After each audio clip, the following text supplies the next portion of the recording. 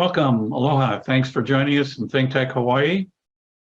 Time for responsible change. Today we're going to talk about inclusive work environments.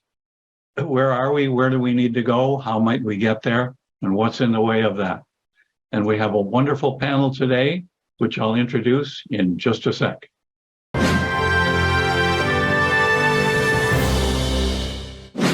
Okay, for today with us, we have not the dynamic duo, not the terrific trio, but the Fab Four. We have, in no particular order, Rebekah Ratliff, who is an outstanding mediator, arbitrator, and former insurance claim executive. So she has survived that set of wars and scars. Sandra Sims, former Hawaii state judge, who survived those wars, has written her first book, is working on her second. Louise, one of our leading lawyers, partner in the Denton's firm, one of the world's largest, and a longtime advocate for women's rights and community service here. And Tina Patterson in Germantown, Maryland, not New Jersey. Nobody get confused about that. Mediator, arbitrator, business consultant, and scholar. Okay, ladies, inclusive work environments. Where are we now? Where do we need to go? How might we get there? And what's in the way of that? Tina, you want to lead us off? Sure. Thanks, Chuck. The concept of inclusive work environments has been with us for decades.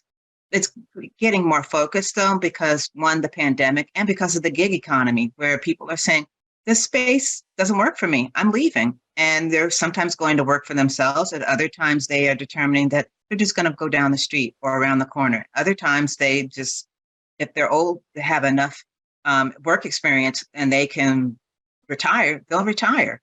But now we see this inclusive workspace also tied into diversity, equity, and inclusion. And it's making employers nervous.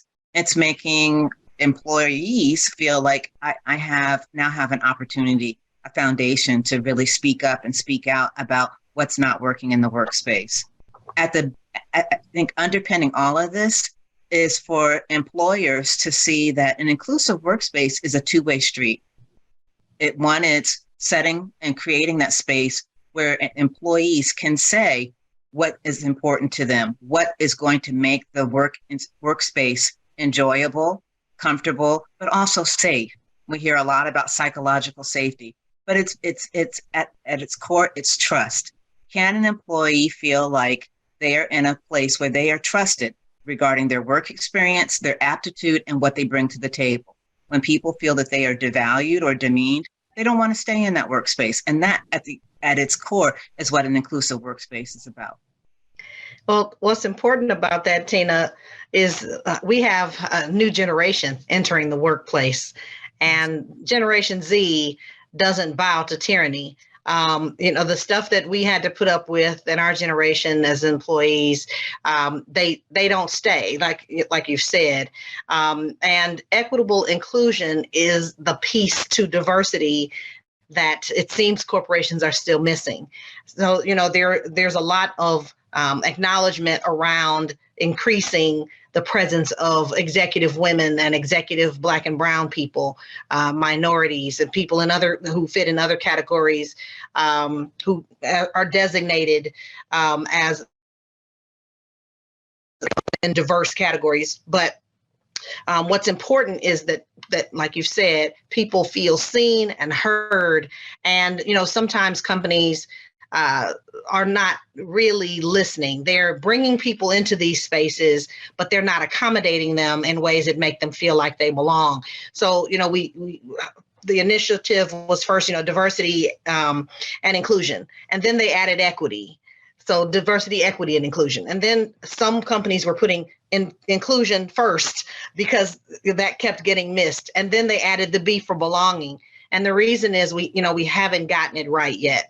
And so along with bringing, increasing these people that fit into the categories that we've talked about, in addition to bringing them in, you have to make sure that they're in an environment where they belong. And the way to do that is to not just give them a pair of shoes like everybody else, but make sure that they have a pair of shoes that fit. Nicely said. And it's funny you say that about the belonging piece, because I may be behind the times, but I just heard the term DEIB. We keep adding initials, right? It was DI, and that last year was DEI, and this year is DEIB. But that belonging piece is very important, as you say, because it goes to not just recruiting people, but actually inducing them to stay. And as you say, I think that the next generation has grown up in an environment in which inclusion has been more of a given, and hopefully every generation that will improve. But there are expectations, and they do expect that. But at the same time, those of us in earlier generations, it's great to see. We've been waiting for it a long time. I think we all, we went to law school and went into the professions with the idea that we did want to increase our numbers. So it is, great to see that there's more and more of the talk that corporations are doing. We still have a ways to go. And of course, it varies by sector.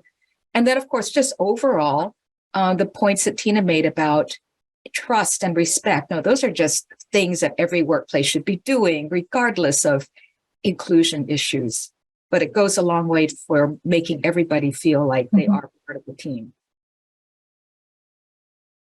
Those are excellent points. Those are excellent points. I like what Rebekah referred to when she talked about the younger generation. I think Tina referred to it as well. That is going to be making a significant difference in how we're going forward, because so many of them in, I guess, what they call the Gen Z. This is Gen Z, yeah. Have the education, have a background of experience in living in multicultural communities that we probably didn't have in some of the earlier generations. For those of us in my generation who were basically kind of integrating places or being in places where there were, where there was not integration, or where you weren't in a setting with, with other races. This generation is very comfortable with that, but at the same time, not willing to kind of put in the fight or the struggle. They'll just go and do their own thing. And you're seeing that particularly in the tech field. I mean, they just strike out and let's do it. I'll do it myself. But then on the other hand, when that happens, when you start, even in those companies, when you're looking at bringing in diversity and exclusion, because they tend to be somewhat insular in their own views and how they see things, that may not be happening in some of those companies. And so that's going to be another piece to look at, whether we're going to have that in the tech field, because that focus is very, very different in terms of who gets in and who's involved and who's making those decisions. So it's going to be interesting. Generationally, it's very interesting, but yeah, you guys raised some great points. And this is, from the older retired person who doesn't have to think about these things all the time. But, I do talk with and speak with younger folks in the organizations that I'm involved in, and my own family as well. And these are some of the issues that they are addressing. Sandra, it's interesting you bring up tech. And the tech field in particular has an additional nuance in terms of inclusion, and it's gender.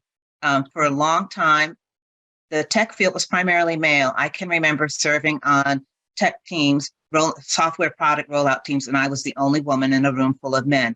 Most of the time it went smoothly, but there were other times when it would be, there was an expectation that I was going to go get lunch and I didn't budge, or that I was going to do something else that was considered something that the female on the team didn't do. But I was the product manager and I wasn't going anywhere.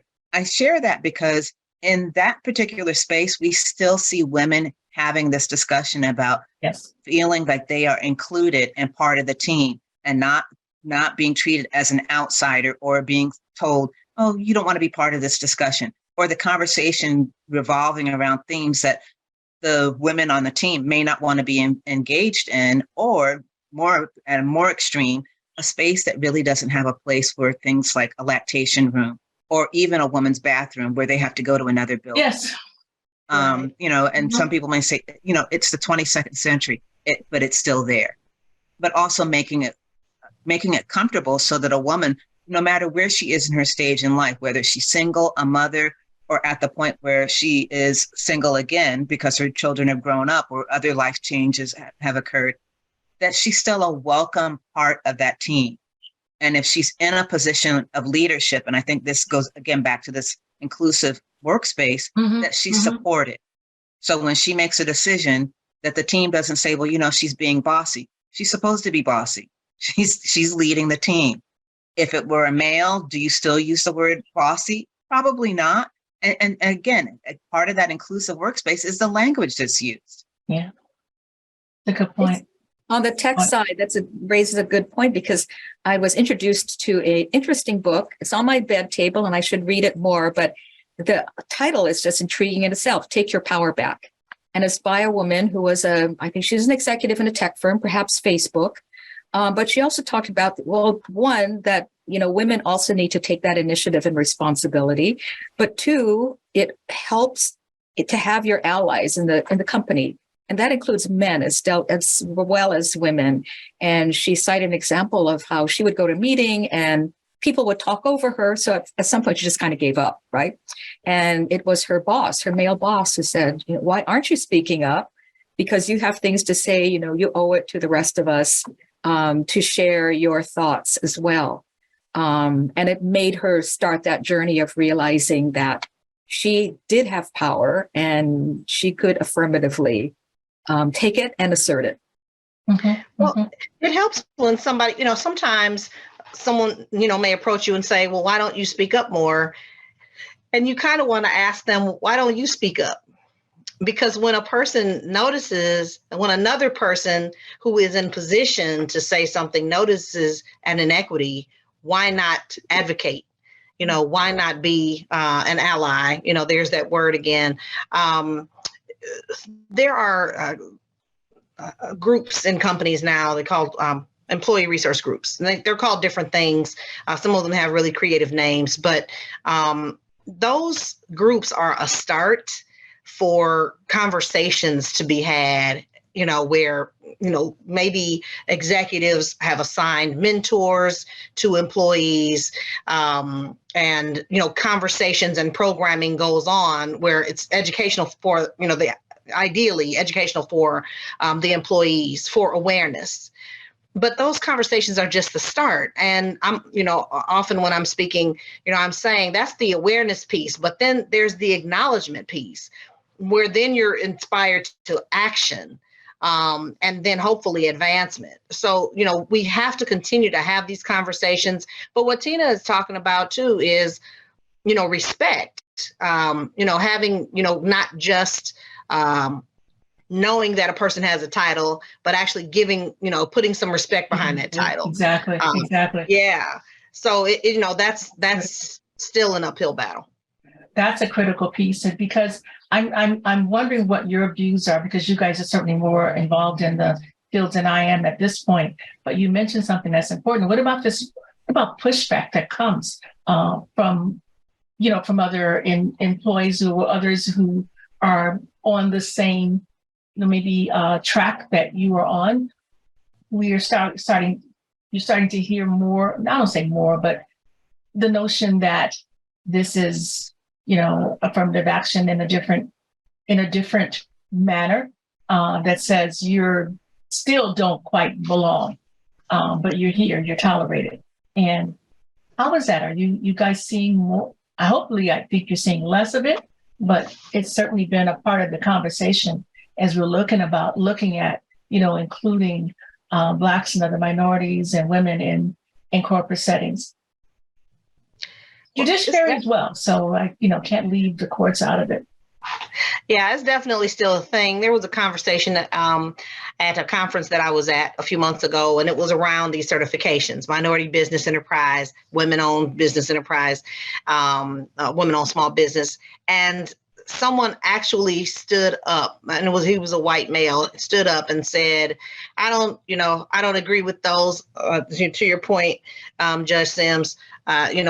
Basically it's another form of affirmative action. I train these women at my firm and then they leave. And I don't think that the certifications are right. And by the time he finished talking, people were saying he's the reason that they're needed. Yeah, he's the reason we need exactly. certification. Yeah. And then no wonder women of all hues have imposter syndrome. Recently, I was at a conference and we were talking about imposter syndrome and why do women claim to have it. And one of the points that I was making was that, in corporate America, you can be made to feel, whether any woman, and not just women. I know that men are saying, some that they can also feel like an imposter, which means you feel like you're not qualified or you're not being, equitably received.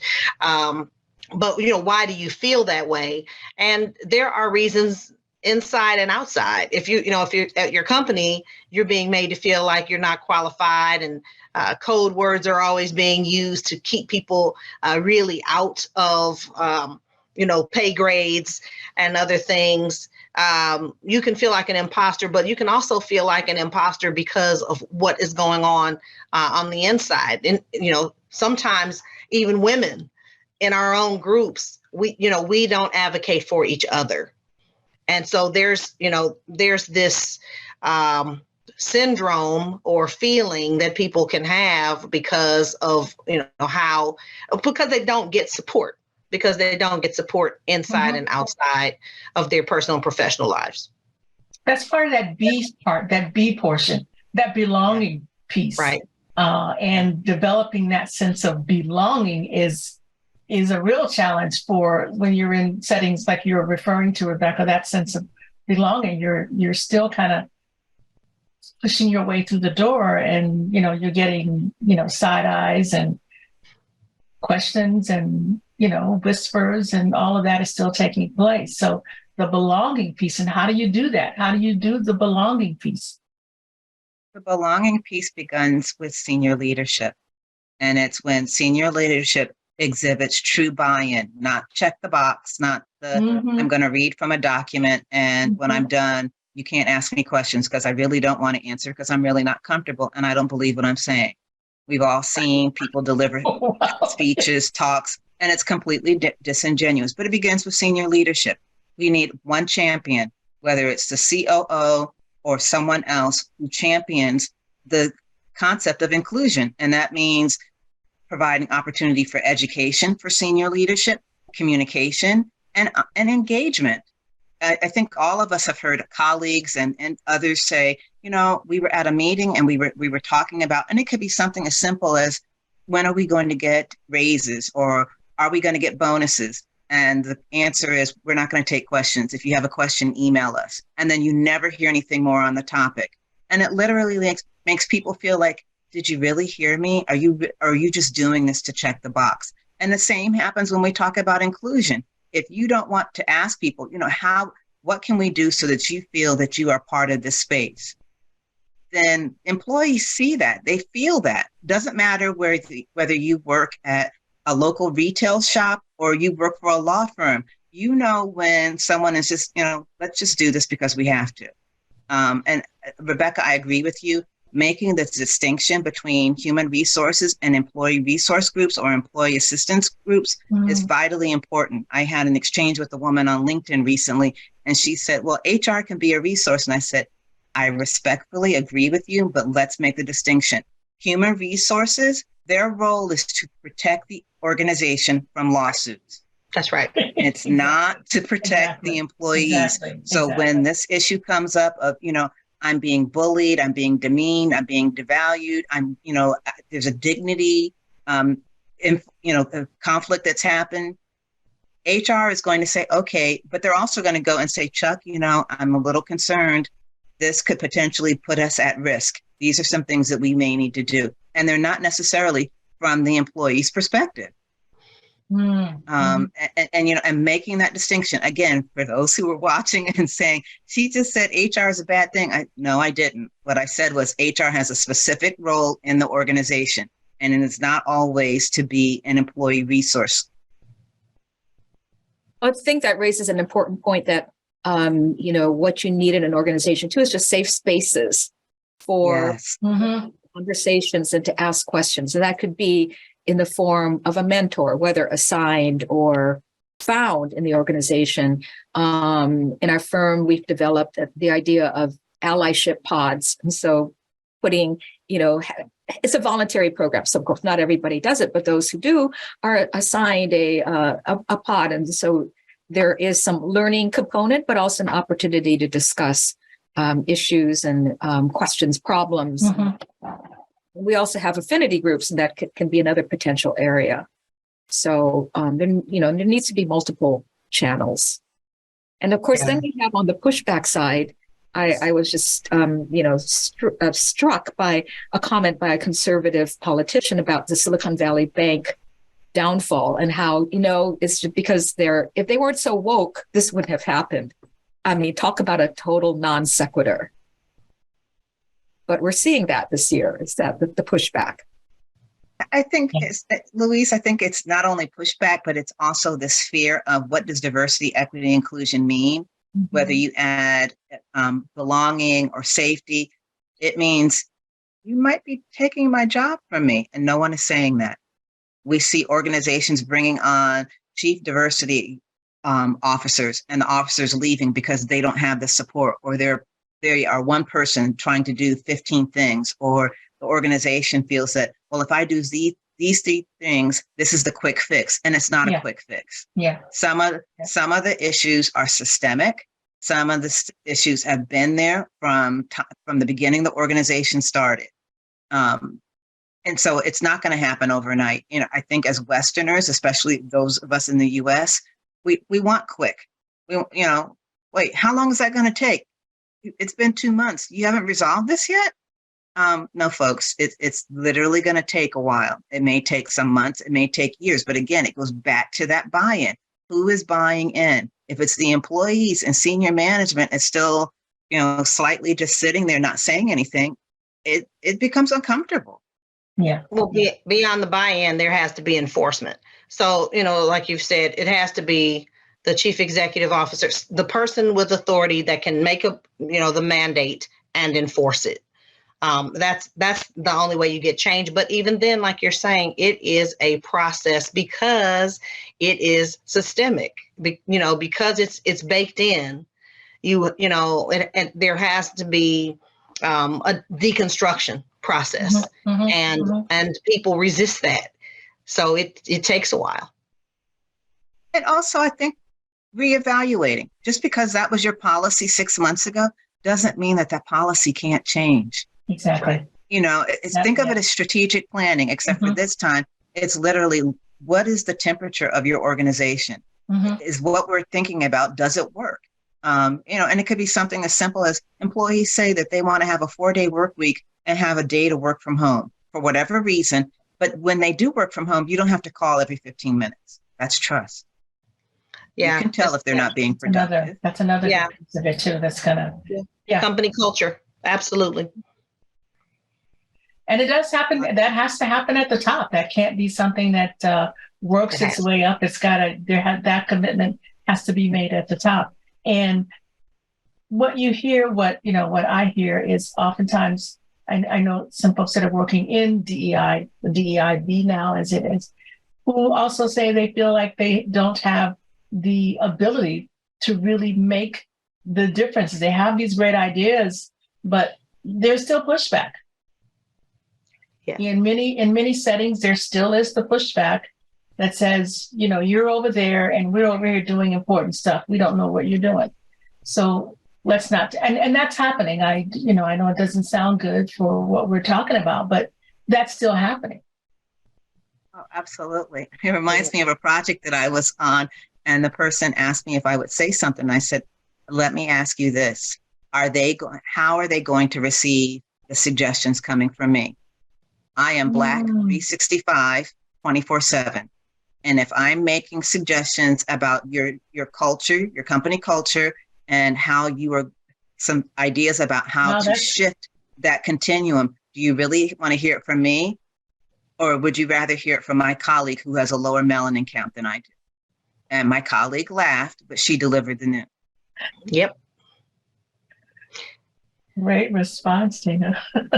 That's- But Yeah. it's true. It's true. And yeah, I think sometimes the narrative, and there are writers who talked about this, it becomes it's the white man's fault. No, it's not. It's the senior leadership and whatever that senior leadership looks like. But sometimes the messenger is not who the person wants to hear it from. So, okay, True. if I need to send somebody else for it for you to receive it, let's do that. But you need to receive it and determine how you're going to carry it. How you're going to respond. Exactly. Well, that's good strategy, but it's also emotional intelligence, because you didn't get, intoxicated by your ability to deliver the message. You understood that it would be better, received and more effective coming from somebody else in that situation. Well, I that's guess at the troubling end too, though. Yes, it That is. part is trouble is equally troubling if you feel like It's true. It's true. it has to come And from a this is- specific source. That's even more troubling. So And we're seeing across sectors where the chief diversity officers are staying. Sometimes they're staying 6 months, sometimes they're staying 3 months, some are staying a couple of days and saying, you know what, It's true. what not gonna work. you interviewed me for and what's going on here are two different things. And you are not providing me the resources that I need to be successful. So before I put myself in a situation where I am literally set up to fail, let me go elsewhere. Yes, that's happening. Yeah, I can imagine. Wow. Well, it's an ongoing, everyday work. It's just goes to show you just can't make the edict or make the committee or appoint the officer and then let it happen, right? Everybody has to be to this. And I mean, and look how long it's taken us from the particularly in the legal profession. I know Louise has had a huge role in seeing women advance in the legal profession, and that's been, I don't want to tell her age, but I mean she's been doing this for a long time. Things are considerably better on that front, but this is taking time. This is taking them out a lot of time. Yeah, still work to So in do. our last minute, I want to give each of you a chance. I'm going to toss out 4 acronyms here. One of them, belonging, inclusion, diversity, and equity would be BIDE, right?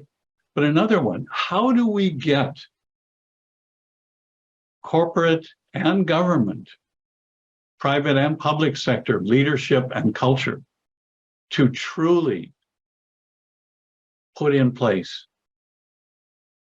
the WASH principle so that people of all backgrounds will feel welcome, appreciated, safe, and heard.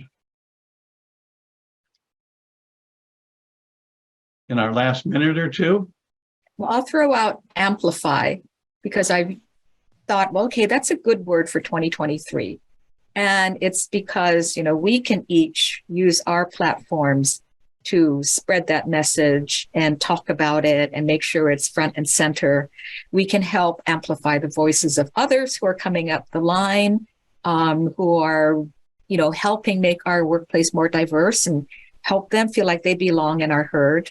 So there's your word. There's one word, Chuck. I'm thinking that's good, but go ahead. No, go ahead, Judge Sims. I was thinking we certainly in those circles, Chuck, have to be honest and educate people about the history of this country and why it is that we are in this position of having to address the issues of diversity, equity, inclusion, and belonging. There's a reason for it. We have a history that some people don't want to share and don't want kids to be uncomfortable. Mm-hmm. And we can't do it until we're honest about that. And that doesn't mean that it's not about bashing anybody. It's just simply telling the truth. This is what happened. This is real. That's all. Yeah, if you don't know your history, you're destined to repeat it. So in line with what Louise was saying, ally is a verb. In the dictionary, it's a noun, but being an advocate, making space, supporting someone so that their voice can be amplified is allyship, and ally is a verb. Tina, want to wrap us up? Sure. My word is promote. And by promote, I mean promote the policy, but also understand why inclusiveness is good in terms of a return on investment for business, whether we're talking about a government agency, private sector. When you have an inclusive workforce, you have a solid workforce. You have a workforce that is going to deliver and can help you promote your brand and help you scale. For government agencies, this is a way to retain people. We've talked about employee retention. So again, back to the promotion, understanding how the promotion of these policies is good and affects the bottom line. Because at the end of the day, for business, they want to know that there's going to be a gain. Promote the policy. Great way to wrap us up. Thanks everyone for joining us. ThinkTech Hawaii. 4 of our most outstanding and articulate leaders talking about challenges, roadblocks, and pathways toward inclusive work environments. Come back and see us again. We'll be back in a couple of weeks. Thanks, Chuck. Take care. Aloha. Bye.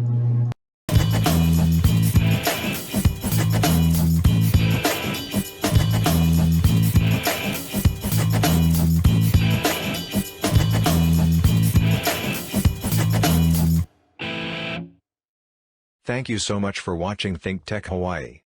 If you like what we do, please like us and click the subscribe button on YouTube and the follow button on Vimeo.